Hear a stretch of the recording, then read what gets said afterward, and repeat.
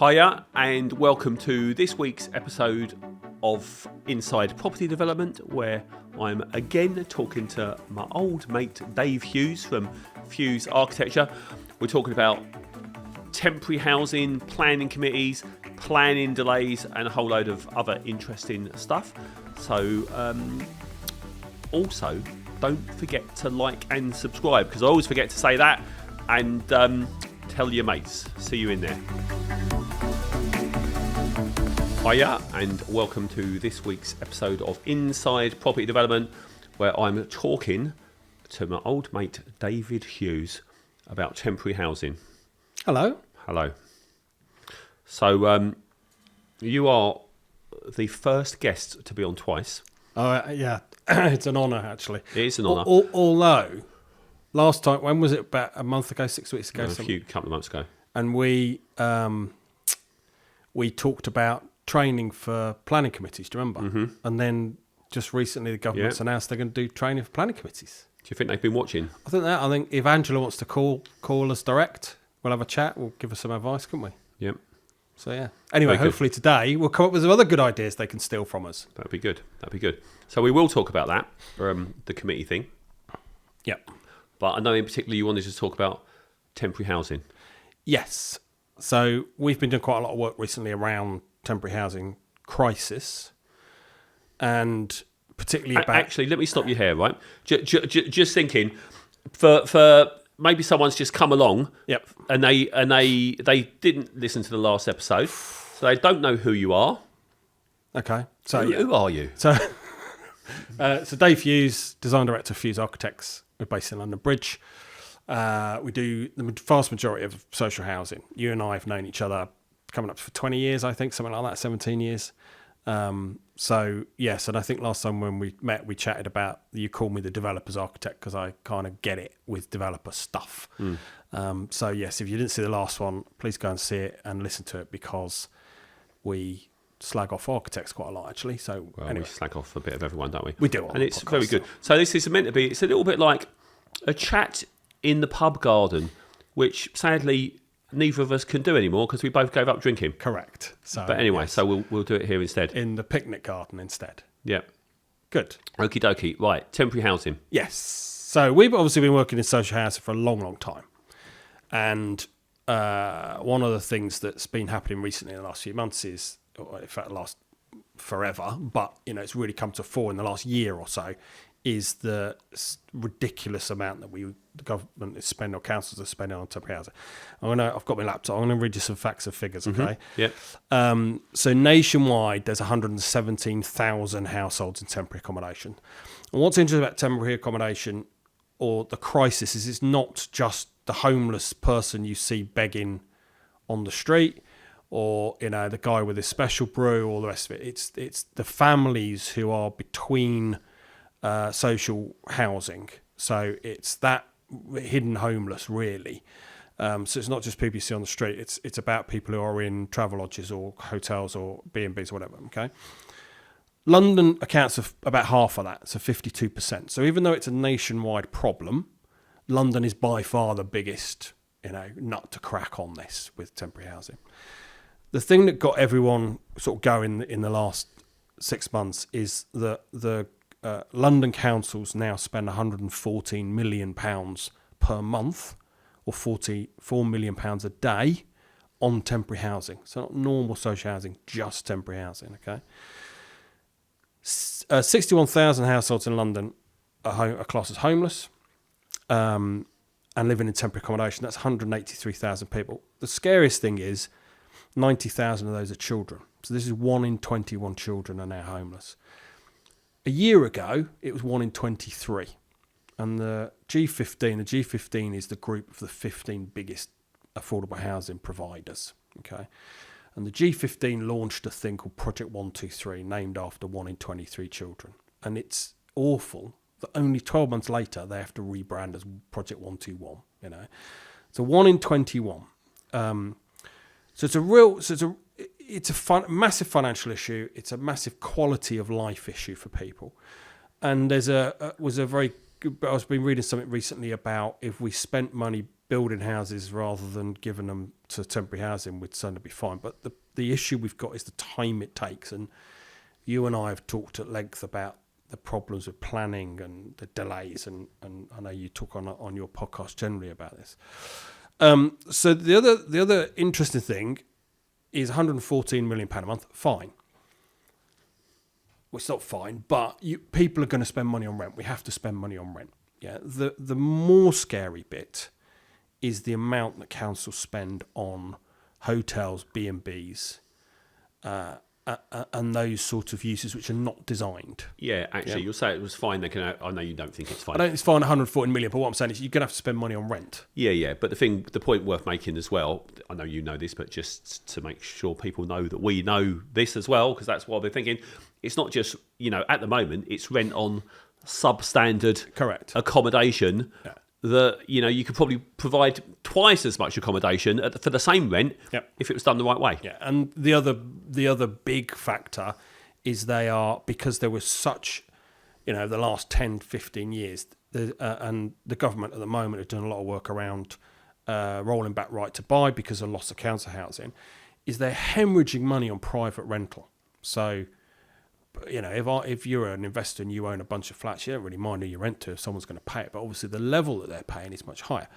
So the scary thing is, for instance, last year, Westminster Council, Westminster is slightly different because they have a larger homeless population, if you like, the more traditional homeless person. But they spent 28 million quid last year on hotels. Okay. Greenwich spent 8.8 million quid last year on Travelodge, just on Travelodge, You've got people like Kensington and Chelsea spending about 4 million quid. And again, this is not on housing. This is on B&Bs, hotels, Travelodge, whatever else it may be. And so the area that we've really been looking at recently is how do we improve that situation? Yeah. The answer is to build more social housing. We all know that. And there's no rocket science in that. That's just easy. However, it takes on average 4 to 5 years to build social housing. So is there something we can do in the 4 to 5 year period whilst we're sorting ourselves out, basically? And before we go on, and you give us a solution, which I know, and which is a really good one, I think, let's just talk about why it takes 4 to 5 years to deliver it the normal way. Yep. Because there is just so much misinformation out there. Some that drives me around the bend. So, for example, I saw some report from the local government association the other day, and someone re-quoting bits of it, basically saying planning is not a problem. The fact that planning, it affects housing supply is a myth. I mean, what planet that person must be on? Yeah. I don't know. But so. Why does it take 5 years to deliver social housing? I mean, planning, and it doesn't matter what anyone says. The truth is, planning is a huge delay to the system, no doubt about it. And I think, most councils are hugely under-resourced, and so even if you get good officers, they're still under-resourced. And when they're under-resourced, they then get other people in who aren't very well trained. The other thing that's happened over the last 7 to 10 years, 5 years, is the amount of information that's now required in order to get planning and the cost of that. And this is why there's a big problem with SME developers, of course, is because the cost is just now just ridiculous compared to what it used to be. And it's one of these where it's almost become this, because you can do it, they then expect you to do it. And, so the amount of reports you now have to produce to demonstrate the impact or lack of impact, it's one of those where historically it used to be, okay, maybe there's going to be some noise from that road on these houses. Okay, well, if there is, we could put a condition in to say if someone complains, the developer has to build an acoustic fence at the end of the road, right, or the end of the garden. Now I need a report, and I need you also to pay me, the council, to get the report checked, and that takes time and everything else adds up. So huge amount of reports. I read a thing the other day saying that there was a report done on the speed of a cricket ball. So this was a housing development next to a cricket pitch, and the committee said, we're worried about the cricket ball hitting someone's window. So they found an expert to write about speed of cricket balls, and the end of the report, which probably cost somebody a couple of grand and added on a few months, was at county level, on a certain pitch of bowl and a certain player hitting it a certain way, you might hit the window. And then so, okay, that's fine, great, okay, we can improve it now. But, so there's this thing of, because we then get asked to do that. Does that make sense? You know what I mean? Yeah, no, I know exactly what it's like. It does make sense, and it's crazy, and it's one of the many problems. Just on that, I'll tell you another little story. So that my last guest told me, but they told me after we'd finished the chat, and he said, "Oh, actually, I wish I told you that," because we got onto the subject. I basically during the conversation mentioned something about planning committee members, some of them sometimes being thick. Right now, this comes back to our training idea earlier on, by the way. Yeah. So anyway, look, obviously, it's just like there are thick people everywhere in life, including thick property developers. Many people might even say that I'm one of them, right? So, but there are less clever planning committee members. That is a fact. Not all of them, but anyway, I'm just trying to reverse myself out of what I've said previously. Anyway, but the point is, so afterwards, he's telling me this story. We got onto this conversation about planning committee members, and about what I'd said, and his view, once he was off air, was a bit more akin with mine. Okay, you know? But anyway, so he's telling me this story. And this is classic. So this is for people, anyone in development. If you're a developer or a planner or an architect, you'll know this. But there are lots of people out there that have no idea just how crazy bonkers some of this stuff is, and I want people to understand that, so they know the sort of bullshit often that we have to deal with. Yeah. Mm-hmm. So I'm telling me a story. He's had a scheme. Highways might have been an issue, so of course they go and get a highways consultant, does a load of detailed, traffic studies, all of the stuff you had to do, the detailed report, yeah? Submits it at part of the planning application, yeah? Planning committee member that doesn't like the scheme for whatever reason. Mm-hmm. It might have been a shit scheme, I don't know. Mm-hmm. I don't think it was. He said it was a great scheme, right? But anyway, doesn't like the scheme. Decides that he's going to do his own planning, his own highways survey. Okay. Yeah. So he gets a deck chair, goes and... Is this a true story? This is a true story, right? Yeah. Goes and sits outside the site for between 2 and 3 o'clock on the Thursday afternoon or whatever, counting cars, traffic numbers or whatever. Turns up at committee, and this is one of the things said. Like very often, some committee members, they feel like they got to say something because they're on the committee. It's like, it's my turn to say. What should I say? I'm gonna right. So he turns up, all super clever. Bear in mind, this guy, what his history is, what his background is, I don't know, but he wasn't a highways consultant, right? Turns up, well, it's all well and good. We've submitted this. The applicant has submitted this highways report. Blah blah blah blah blah. But I'm not sure it's quite right actually. So I've gone to site and I've sat there last Thursday and noted that between 2 and 3 o'clock, or whatever it was, there were 2,000 cars, or fuck it, I don't know, whatever he said. Anyway, meeting goes off on a whole tangent, as it does. I'm sure we've seen it many times. Refused. Like it's literally off the scale, ridiculous. Some of the stuff that happens. So anyway. You honestly have to see it to believe it. Yeah. Most people not involved at the coalface of planning and planning committees and having to deal with the stuff that we have to deal with, you just would not believe it. And by the way, I'm not one-sided. I'm not saying that there aren't shit developers out there as well that do things wrong and try to blag it and all the rest of it, because of course there are, right? But anyway. Yeah, the big problem is, and there's so many war stories, isn't there? Everyone has them. So it's just...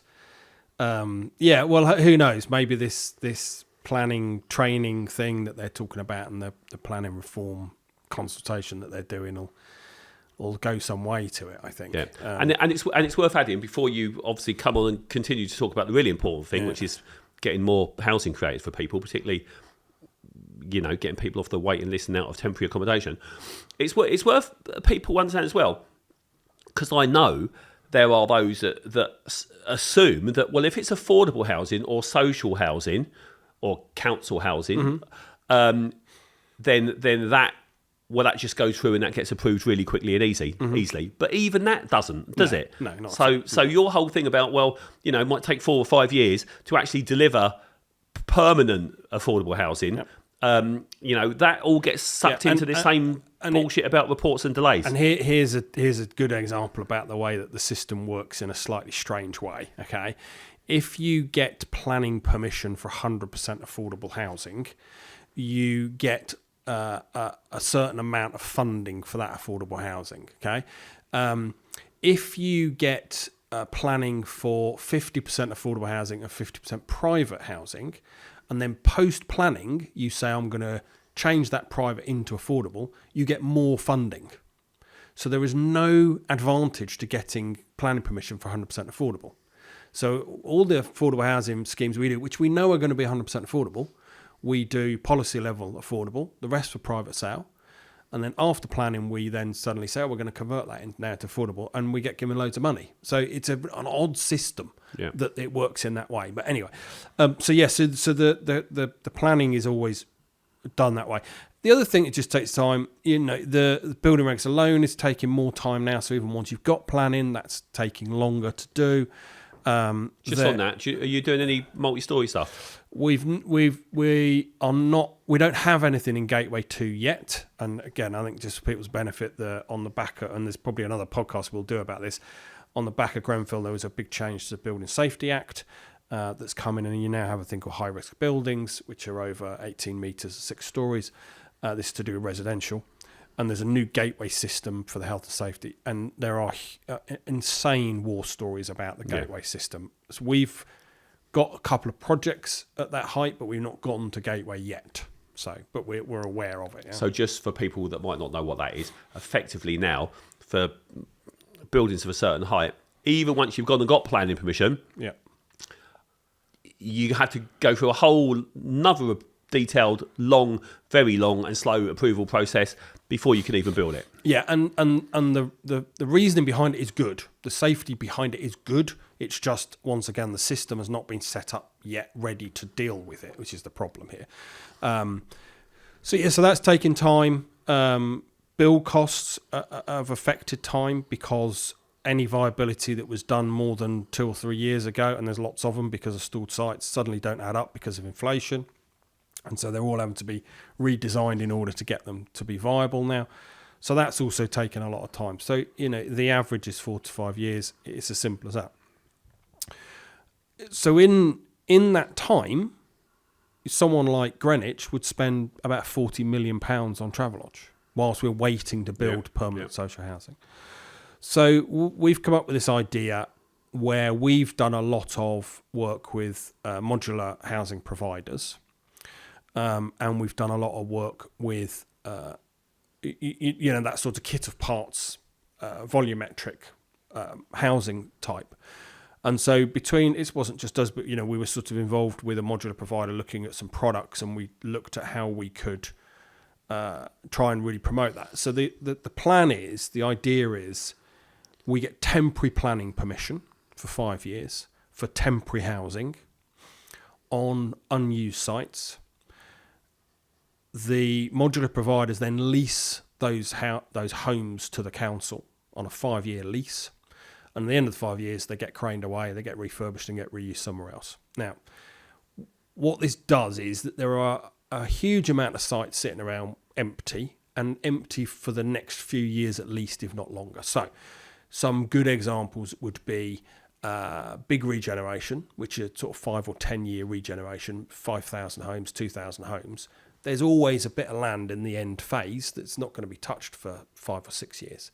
So we can say, well, okay, we'll stick a load of temporary housing on that piece of land. Thanks very much.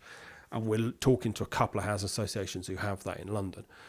The other one is stalled sites. So sites that have planning, but for various reasons, either because of the Building Safety Act has made them no longer, they need to be changed, or because of viability. are stalled and the developer and the landowner is saying, well, I don't really know what to do with this land, or land that is earmarked for future development, but it's going to take 5 years to sort out. Yeah, and that's for instance, council-owned land. So we're talking to councils about land they own to say to them, look, we know that's going to be social housing at some point in the future, but whilst we're all sitting around waiting, is there something we can do? Because it's temporary planning permission, the hope is that it will go through much quicker, because quite a few of the conversations that you would have for permanent planning permission, understandably, should have less weight because it's temporary, and also because it's a crisis response. And this is the bit that we keep starting from here is, I go to loads and loads of talks, and I was at Homes UK at Excel last week, and I, go to all these things, and I have all these meetings, and everyone talks about it being a crisis. Oh, it's a crisis. Oh, we need to do something about it. Okay, well, let's do something then. Let's have a crisis response to the crisis, not it's a crisis, let's just carry on doing the same that we've always done. So we are talking to housing associations who have land, we're talking to private landowners, we're talking to a lot of councils, and it is not there to replace social housing permanent, it is there to replace some of those high cost, low quality rooms and HMOs and bedsits that families are being put into.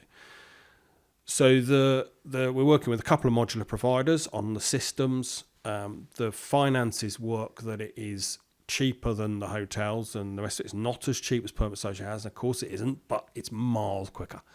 So the plan at the moment is depending on the planning department, and it comes back to this planning conversation, we think we can get people living in these within 6 months. So if you had a piece of land and said, right, get on with it, Dave, I think I can have people living in them within 6, maybe 9 months. Yeah. So that's the plan. And we're getting quite a lot of interest in it, and we're very excited about it. And we're just going to see how it goes. And as I say, it's one of these, the pushback we get is, oh, it's a sticking plaster, or, it's not going to solve the crisis. No, it's not. What it's going to do is buy us time to sort stuff out, because the problem we get in is at £4 million a day, it is a time critical issue.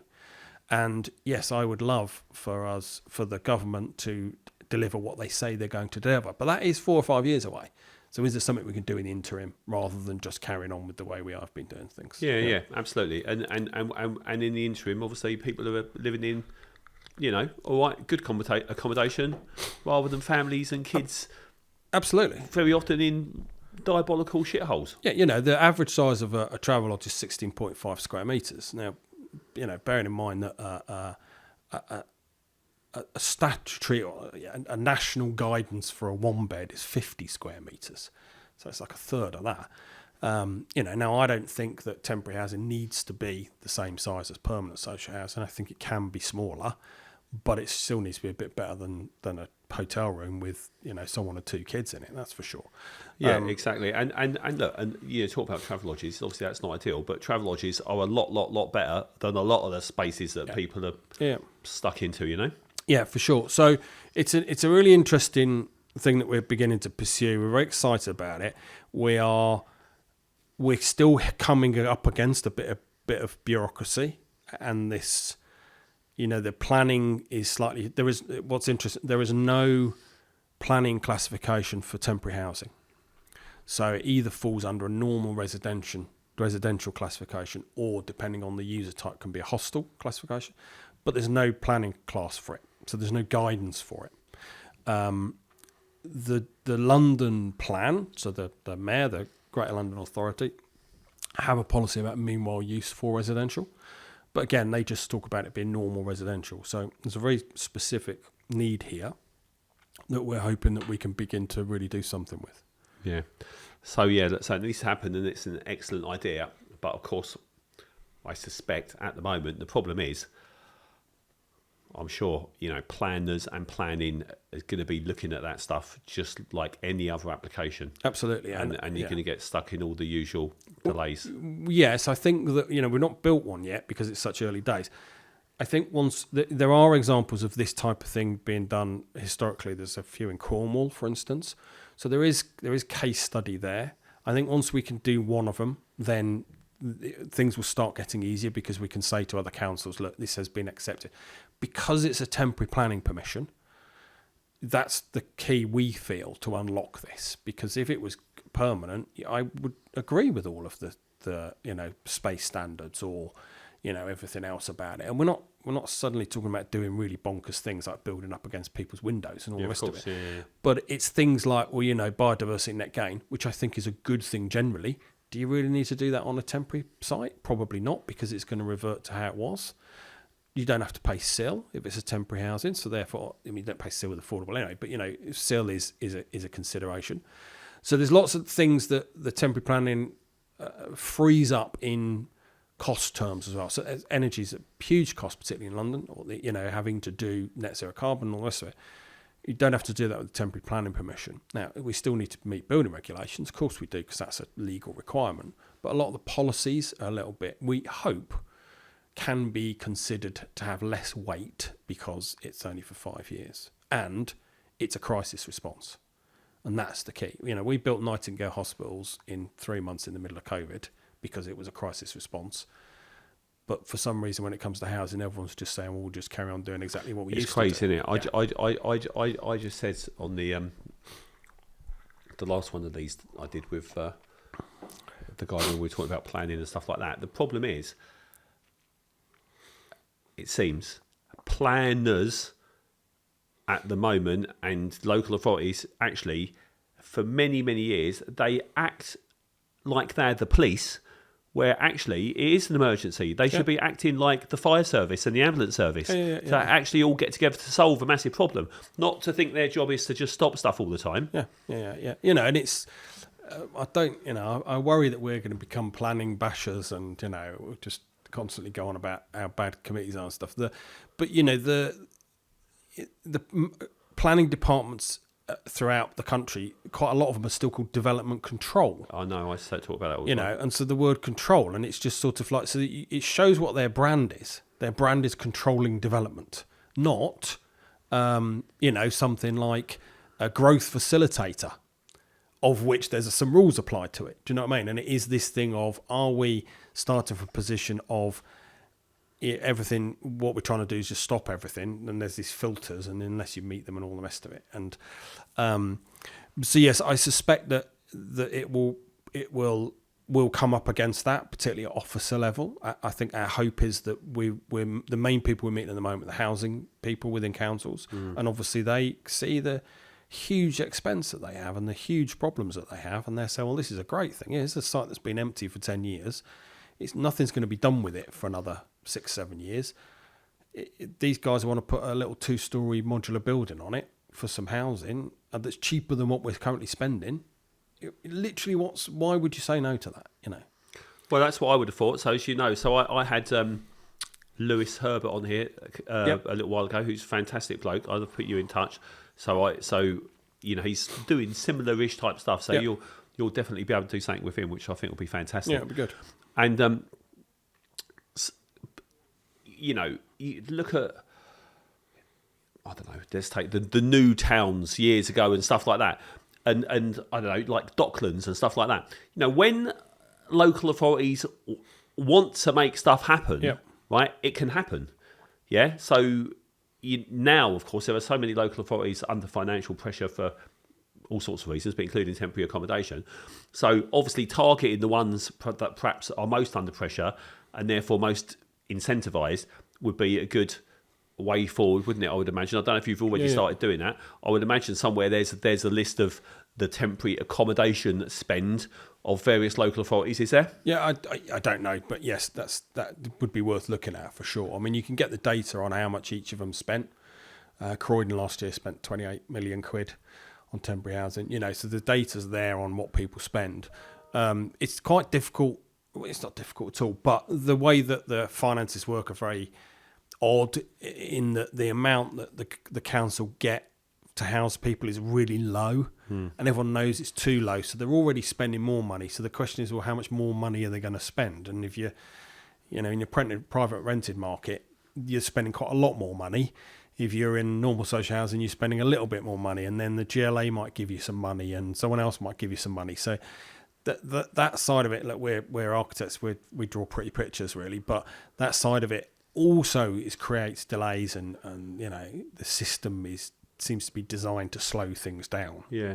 So the reason I'm asking that, because I know from, obviously I'm on the getting deals done side, and I know that, of course, local authorities, and I don't want to sound like I'm having to go at planners all the time and the rest of it, because I'm not. They are under resourced.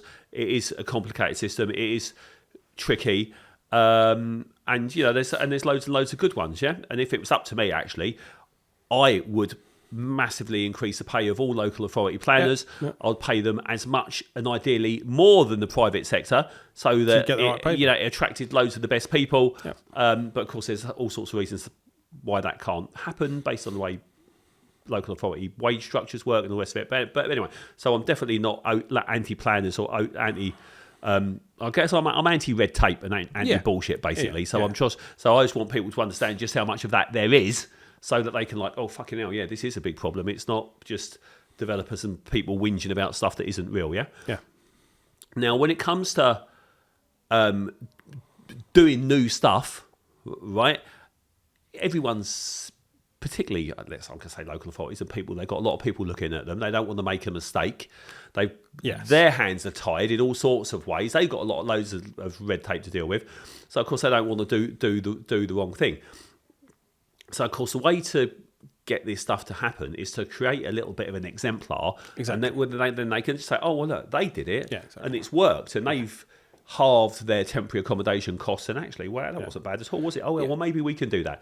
So I think the key thing is, and I mind helping you try to do this, actually, and maybe people listening will actually have ideas, is like a fight. What you need, isn't it? Local authorities that are massively under financial pressure, really want to help solve the problem, and therefore, they got people in there that are actually gonna kick a bit of arse and make it happen. Yeah, and if there's people listening, and I know you're going to help us with this, we'll build on any land. If someone owns land in an area that would suit it, and they're thinking, well, it's just sitting there for 5 years because of X, Y, and Z reason, whatever the reason is, there's all sorts of reasons why these things get delayed, then fine.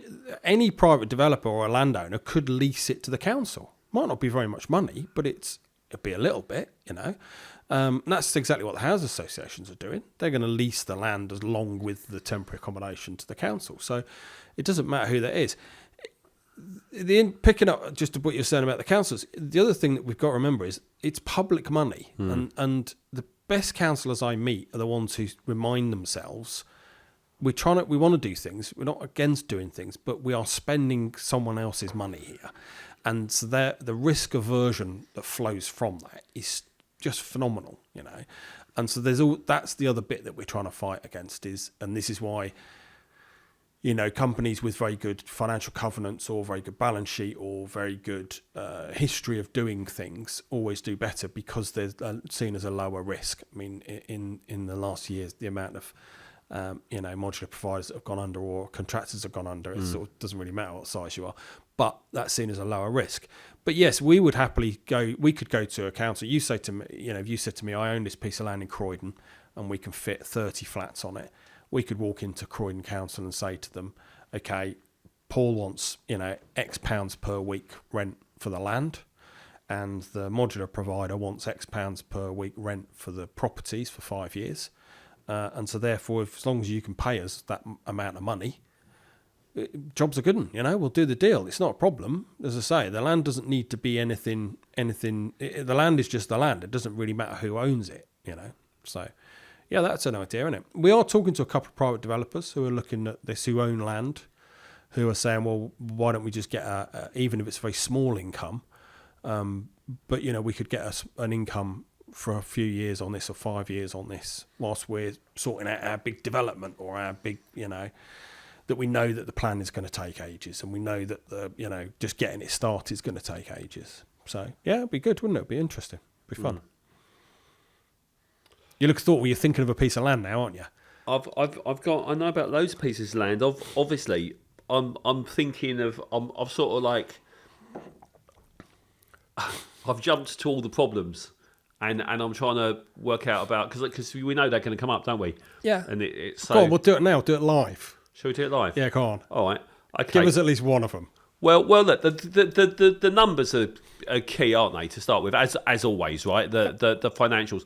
Now, I think and suspect there'll be people out there that will probably let people have the land for. There'll be nothing actually. Yeah, and the other, I suppose the other way to flip it is land costing you money now, right? From either a security point of view or health and safety point of view or whatever it may be, right? If that's costing you money, and it might not be very much money, and you can get rid of that cost and create an income, again, even if that income is just like a passive income, a fairly low income, then that's fine, isn't it? It's still worth exploring as long as you're not giving up, what do you guys call it? Opportunity cost within the next 5 years. That's probably the bit that's going to come unstuck for a lot of people, isn't it? I would have thought. Yeah, but like you say, there are plenty of vacant sites about, particularly in, there were parts of the country. I know you started off mainly talking about London, but lots of parts of the country whereby you've got vacant brownfield sites sitting there, and they probably could sit there forever actually, unless someone subsidises them, because you can't afford to develop them. But actually, they are unviable. So there's all there's lots of sites that are at various levels of viability or not, and it's probably worth touching upon here the myth of land banking. Yep. Right. So it's a whole another massive subject, which I'm going to do a whole another one of these on, but.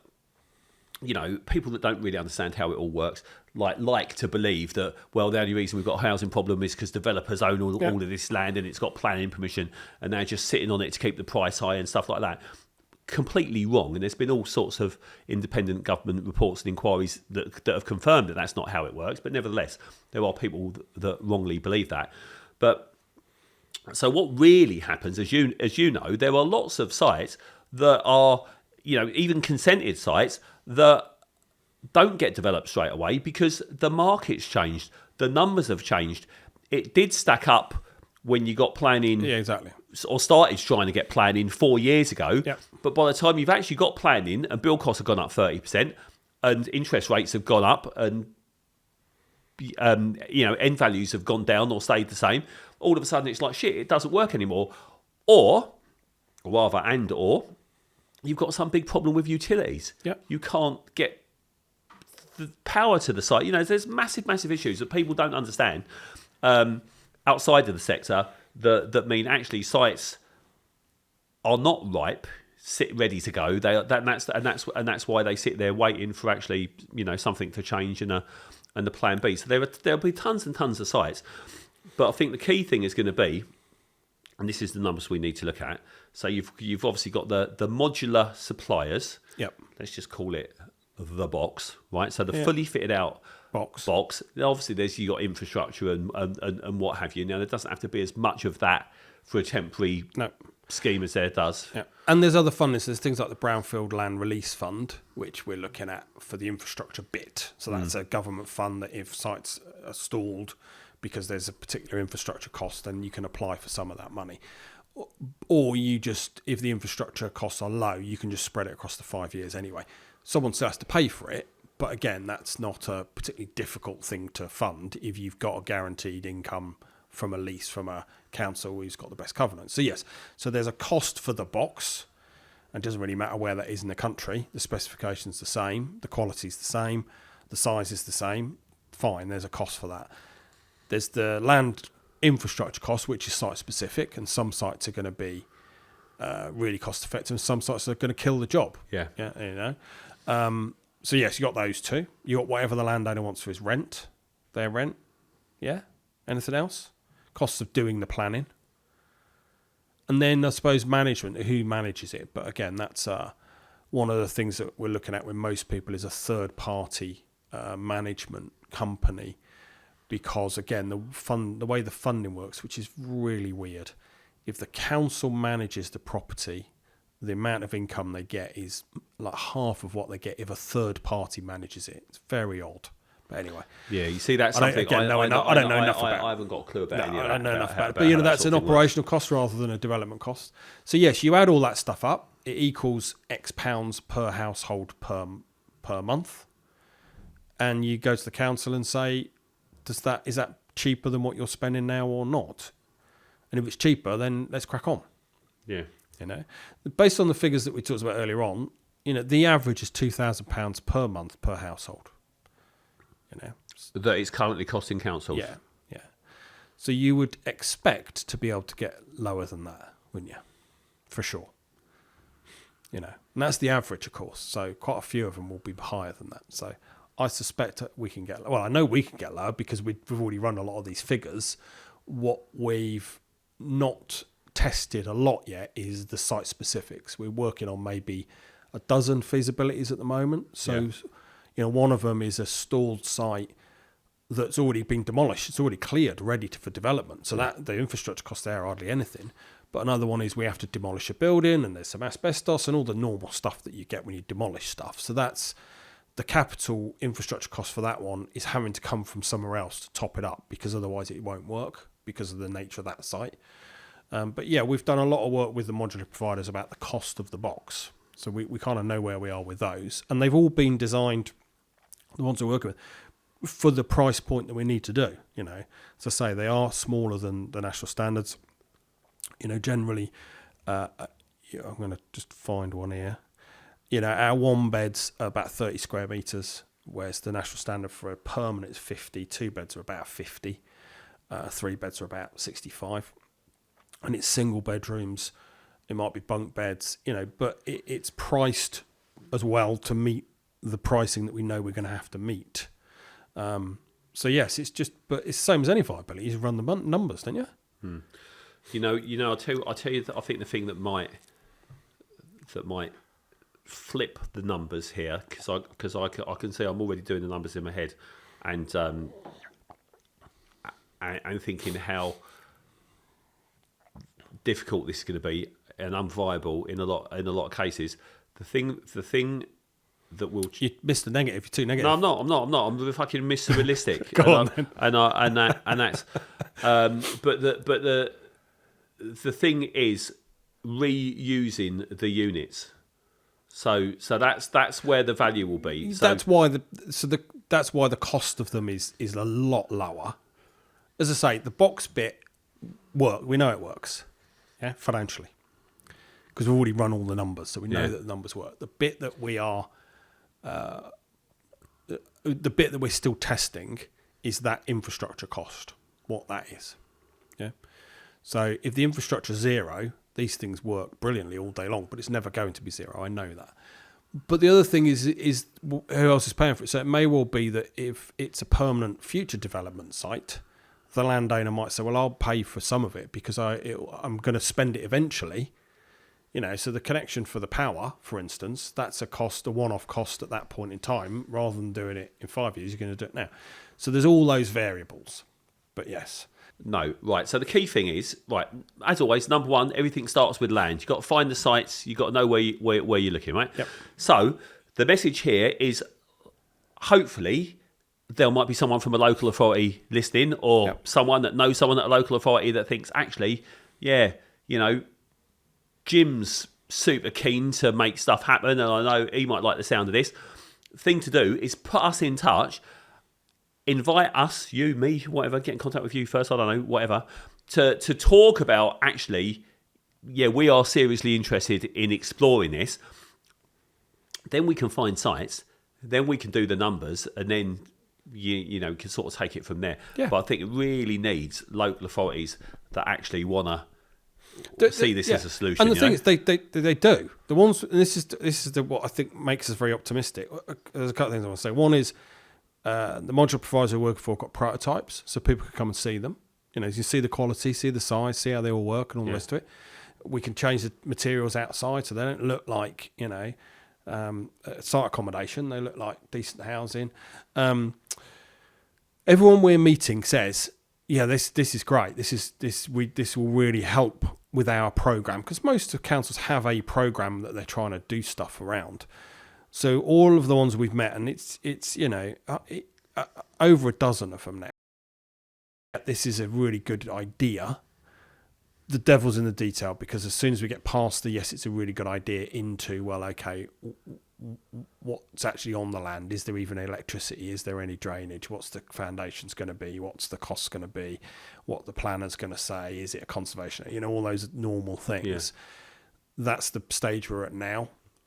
So I think it's one of these, though, that obviously we're only seeing as many as we can when we can. But if people know people either in the councils or private landowners, or people who have got some land where they're thinking, well, I'm not doing anything with it for 5 years at least, and I know there's a need in my area, then fine, great, we'll have a look at it. As I say, we can run a feasibility really quickly.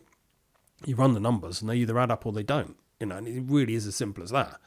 And if they don't, you move on to the next one, because it's not like, with normal property development where you can say, well, okay, during the life of the planning and the development, I could tweak this, or that might change, or this might change, or this is a time related thing. So if the numbers don't add up, fine, we just move on literally as quickly as that, because there's no point in flogging it if the site's not going to lend itself to this very specific product for a very specific need that is a very specific price sensitive model. So it's something that we can do very quickly, and as I say, if it doesn't work, fine, let's find the next site and carry on. Okay. Okie dokie. So, local authorities, get in touch. Yeah, and house associations, and as I say, any landowners would be great. All right, very good. All good. right, well, look, thank you for your time. It's a good idea. Let's hope we can help make it work. Brilliant. Thank you very much for your time. All right. Thanks for tuning in to Inside Property Development. Please remember to like and subscribe. Do join us every week, where we'll be speaking to house builders, developers, experts, planners, and everyone involved in trying to get more much needed housing created the right way.